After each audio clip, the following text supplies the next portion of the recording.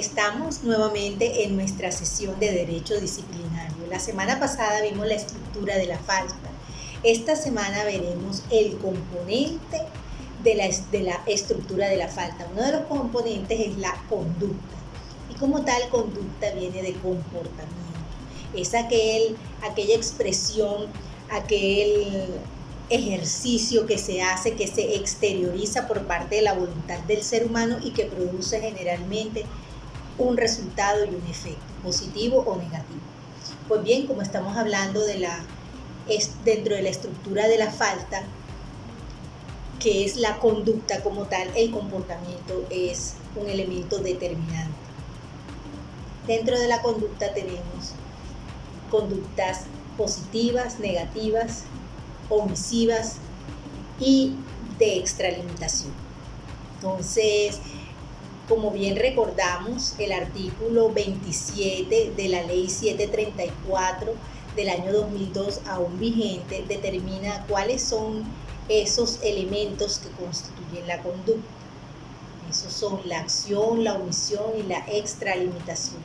Dentro de la acción como tal, está el compendio de cumplimiento que debe el servidor público tener en cuenta en el ejercicio del deber funcional dentro de la función pública que cubre o que está ejerciendo dentro de la administración pública. Eso es muy importante. Y la omisión como tal es aquella que se sucede cuando no cumple con un deber, desconoce un deber como tal.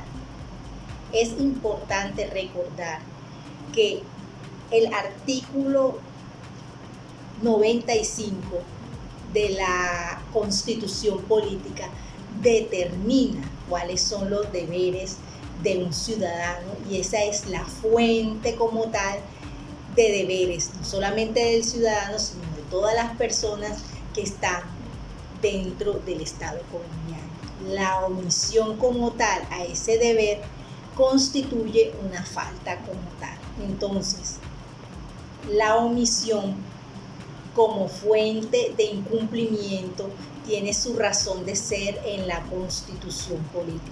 Recordemos lo que determina este artículo 95. El artículo 95 de la Carta Política Colombiana determina que la calidad de colombiano enaltece a todos los miembros de la comunidad nacional. Todos están en el deber de engrandecerla y dignificarla. El ejercicio de los derechos y libertades reconocidos en esta Constitución implica responsabilidades. Toda persona está obligada a cumplir la Constitución y las leyes. Son deberes de la persona y del ciudadano. Primero, respetar los derechos ajenos y no abusar de los propios. Segundo, obrar conforme al principio de solidaridad social, respondiendo con acciones humanitarias ante situaciones que pongan en peligro la vida o la salud de las personas. Tercero, respetar y apoyar a las autoridades democráticas legítimamente constituidas para mantener la independencia y la integridad nacional. Cuarto, defender y difundir los derechos humanos como fundamento de la convivencia pacífica. Quinto, participar en la vida política, cívica y comunitaria del país. Sexto, propender al logro y mantenimiento de la paz. Séptimo, colaborar para el buen funcionamiento de la administración de justicia. Octavo, proteger los recursos culturales y naturales del país y velar por la conservación de un medio ambiente sano. Y noveno, contribuir al financiamiento de los gastos e inversiones del Estado dentro de conceptos de justicia y equidad. Artículo 27 de la Ley 734 del 2002. Las faltas disciplinarias se realizarán por acción u omisión en el cumplimiento de los deberes propios del cargo o función o con ocasión de ellos o por extralimitación de sus funciones.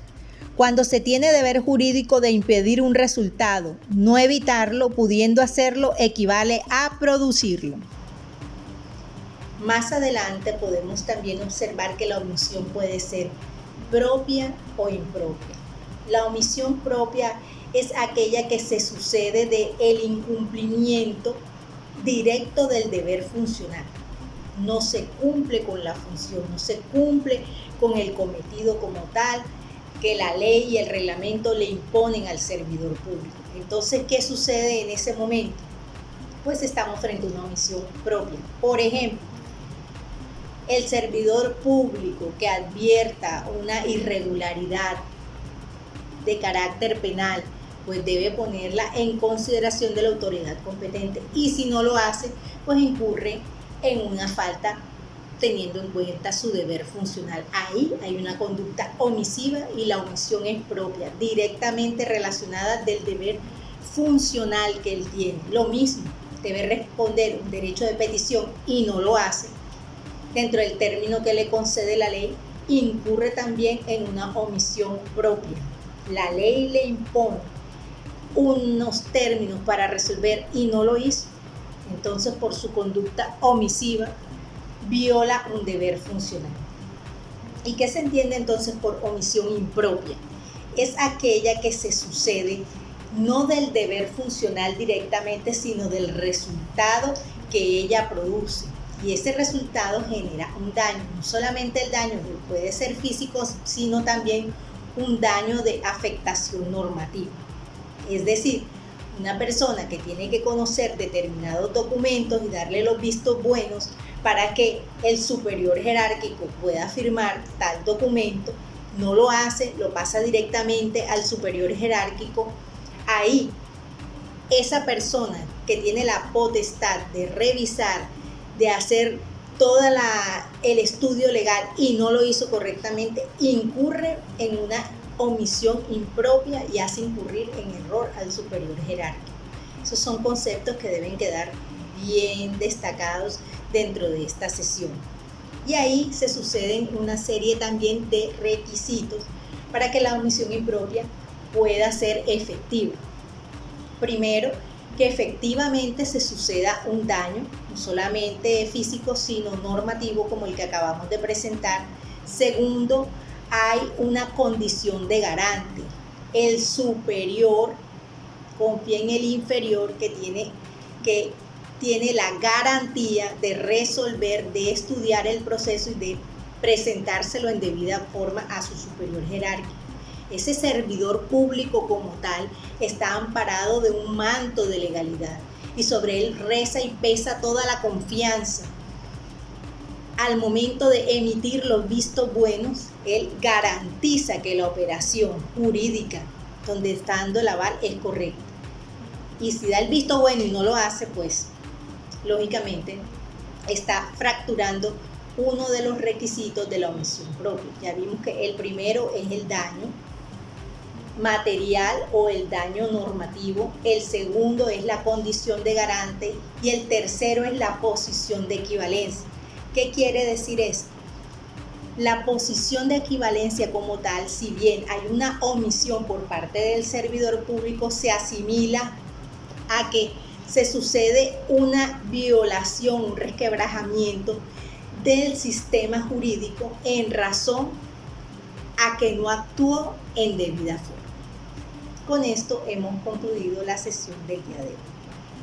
Para la próxima clase veremos la imputación objetiva, que es otro de los elementos de la estructura de la falta disciplinaria. Son 7. Vamos por el primero, la próxima clase vamos a ver el segundo. Si te gustó mi video, dale like. Soy María del Socorro Castañeda, en mi canal de Derecho Disciplinario.